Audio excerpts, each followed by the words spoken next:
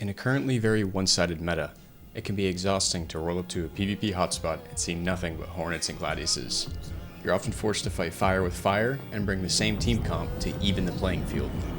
Allow me to introduce you to an alternative.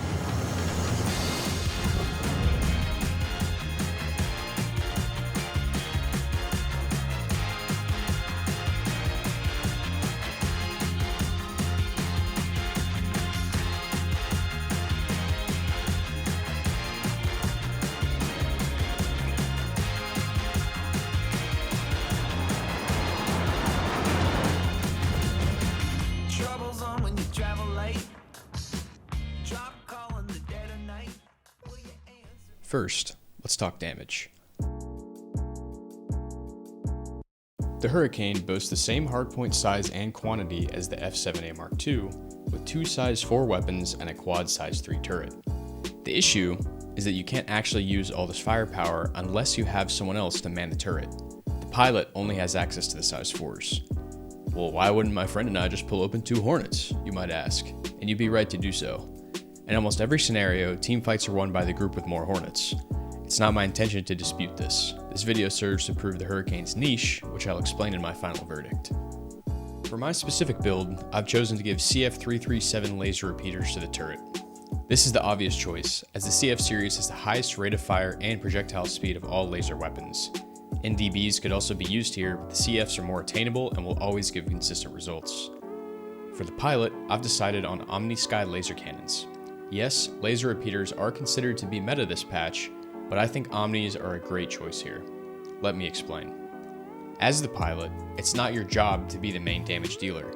You are trying to keep your ship and the optimal orientation for your gunner. Cannons allow the pilot more freedom to maneuver while snapping off shots, and their high alpha damage will shred the shields of most fighters. In testing, this worked phenomenally. Now to survivability. The Hurricane uses a single size 2 shield generator, and Rampart shields currently give the largest HP pool for this slot. A single Rampart gives 6,170 HP on top of the Hurricane's total hull hit points of 18,226. It's definitely capable of staying in the fight. I think, when compared to other heavies, the Hurricane really shines in its maneuverability. With powerful side strafes, it feels much better than the Scorpius and leagues better than the F8C. This thing can be an absolute monster if it's flown properly. Back to my original point.